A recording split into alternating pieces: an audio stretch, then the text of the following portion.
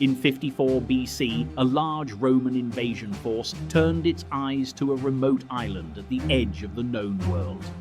This was an armada of 800 ships carrying 5 legions and the relentless ambition of one of history's most famous men, Gaius Julius Caesar. His goal wasn't just to raid or punish, he wanted to bring the mysterious, defiant land of Britain under the heel of Rome. This wasn't his first time. A year earlier, a smaller expedition had ended in a frustrating near disaster that left the job undone. Now Caesar was back, and this time he was coming for a conquest. He would face not just the fierce warriors of the British tribes, but the treacherous English Channel and the logistical nightmare of supplying a massive army in hostile territory. To really get the sheer scale of the 54 BC invasion, you have to look back at the sting of the previous year.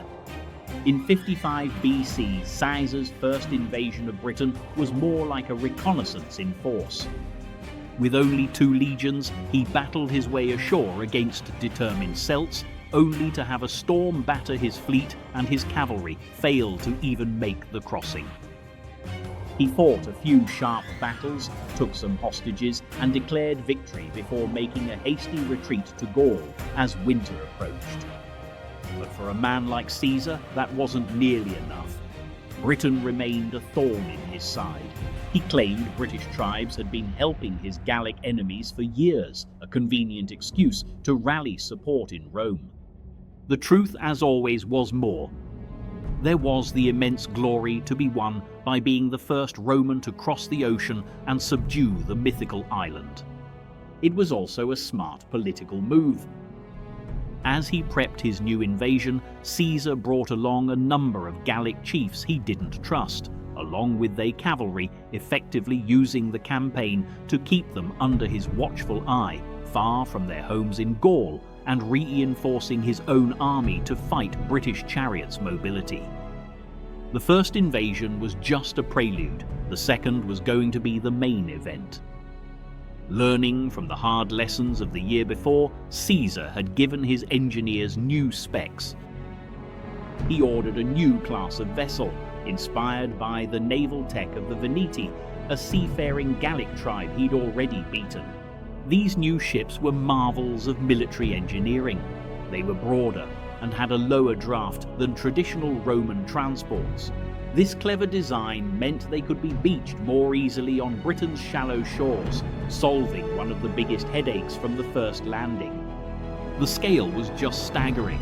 Caesar's legates had overseen the construction of 600 of these custom-built ships, which joined 28 new warships and the surviving vessels from the previous year. All told, an armada of 800 ships gathered at Portus Itius, modern-day Boulogne. This fleet was tasked with transporting 5 full legions and 2,000 elite Gallic cavalry, a fighting force of around 25,000 soldiers. It was a huge chunk of Caesar's total army, showing just how seriously he was taking this second shot. To watch his back and keep Gaul in line, he left his most trusted lieutenant, Titus Labienus, in charge of the remaining 3 legions. At sunset, the signal was given. The vast Roman armada, stretching for miles, set sail for Britain. They arrived off the coast of Kent around noon the next day, the same stretch of shoreline where they'd fought so hard to land just a year before. But this time, something was different. The famous white cliffs, once swarming with warriors, were empty. The beaches were deserted. The silence was unnerving. Caesar's massive fleet had done its job before a single soldier stepped ashore. A large force had gathered to fight them off. But when they saw the horizon filled with 800 Roman ships, their courage failed them. The British commanders, overwhelmed by the impossible scale of the invasion, ordered their warriors to scatter and retreat inland, hiding in the hills and forests. The landing in 54 BC was totally unopposed. Caesar's legions disembarked with perfect discipline, secured a beachhead, and immediately started building a fortified camp to protect the fleet.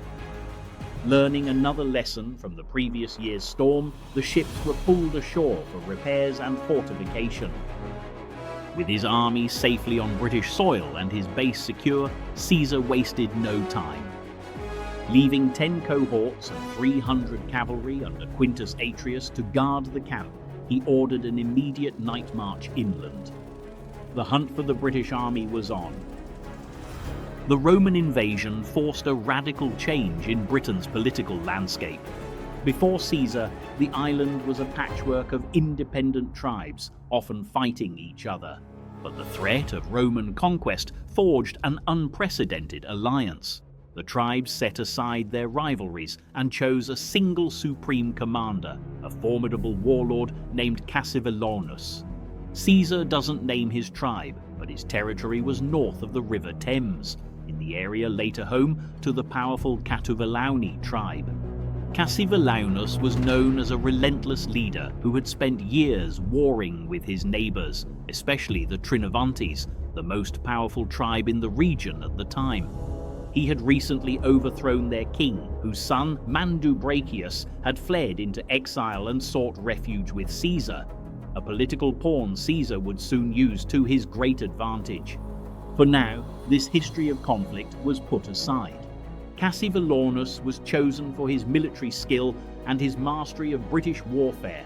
He quickly realized that his warriors, however brave, couldn't defeat Caesar's legions in a straight-up fight. The Romans' discipline, armor, and tactics were just too much. He needed a different strategy. Cassivellaunus wouldn't give Caesar the decisive battle he wanted. Instead, he would rely on his army's greatest assets, their knowledge of the terrain and the terrifying speed of their war chariots. The Romans advanced inland and soon met British forces near a river, likely the Stour. The Britons attacked, but the organized legions pushed them back to a fortified woodland spot, which the Romans then stormed. But this was just a screening action. The main British force was melting away, drawing the Romans deeper into the country. Just then, a storm hit Caesar's beached fleet, damaging many ships and forcing him to halt his advance for 10 crucial days to organize repairs, giving the Britons more time to prepare. After securing his fleet, Caesar resumed his march inland, pushing towards the heart of Cassivellaunus's territory. The final barrier was the River Thames, and its only fordable point lay directly in their path. This was the line Cassivellaunus had chosen for his big stand. He knew Caesar had to cross here. On the far bank, the British army was arrayed in full force, shouting challenges, certain the Roman attack would bog down in the treacherous water. Forewarned, Caesar ordered his infantry and cavalry to charge at once. The legionaries surged into the water with disciplined speed as the cavalry plunged in front of them. Caesar writes that they crossed with such force that only their heads were above water. The British defenders were stunned. They expected the Roman attack to stall, for the legions to get trapped and disorganized. Instead, they faced an unstoppable wave of men and horses exploding from the river. The Roman cavalry hit the far bank first, smashing into the British lines with a devastating charge. The British army, which had pinned all its hopes on this one defence, broke and fled. The Battle of the Thames was a catastrophic defeat for Cassivellaunus. The unified army disintegrated, and the path into his heartland was now wide open. After the crushing defeat at the Thames, Cassivellaunus made a brilliant strategic shift. He knew his grand alliance was shattered and that he couldn't face the Romans in open battle. So he disbanded most of his infantry and sent them home. In their place, he kept his elite force, the 4,000 war chariots.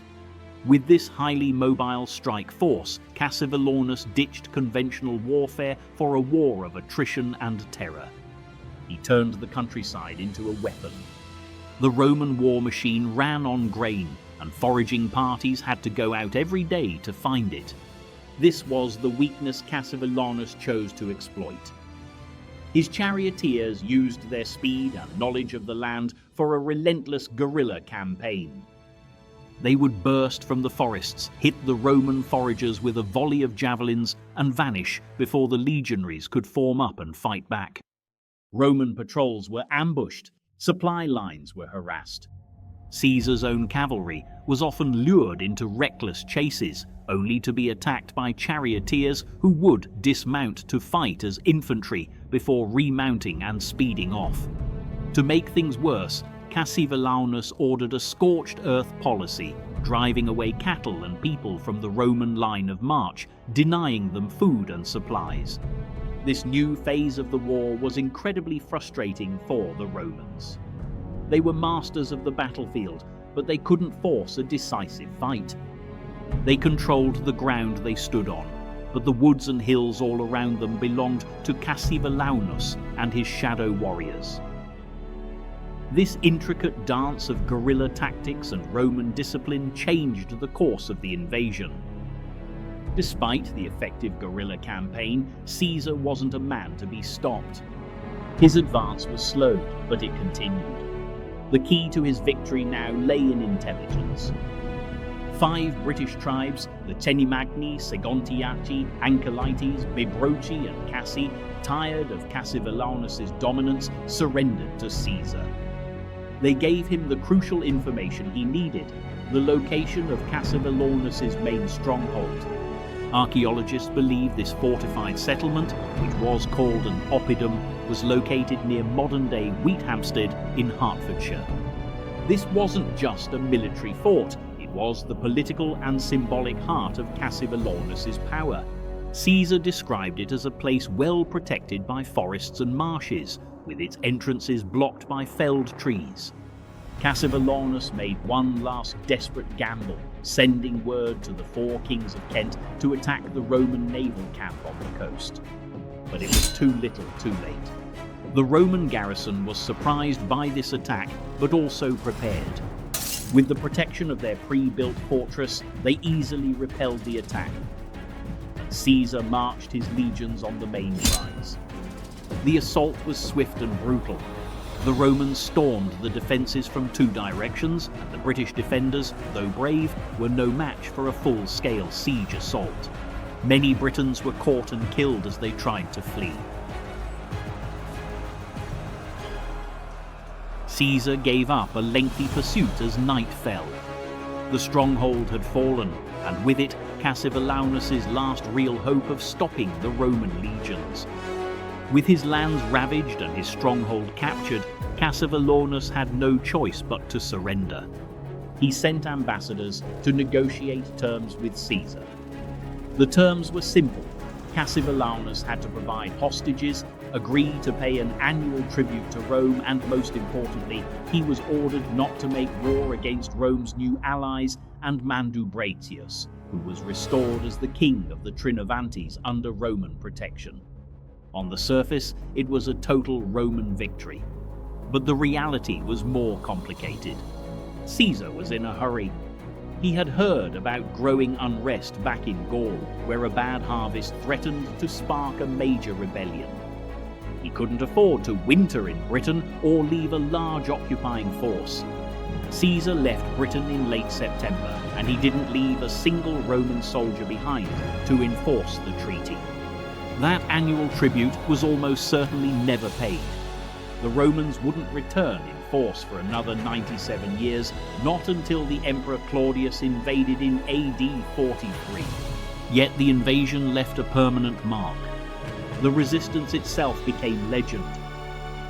Cassivellaunus was immortalised in British folklore, remembered in medieval Welsh texts as Cassivellaunus, the first great hero to stand against the might of Rome.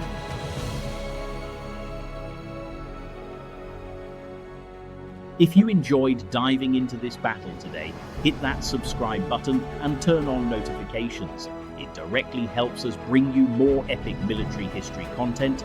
Every like tells YouTube to show these stories to more history enthusiasts like you, and your comments, they're gold. They help me understand which battles, generals and tactics you want to see next, and I'll see you in the next one.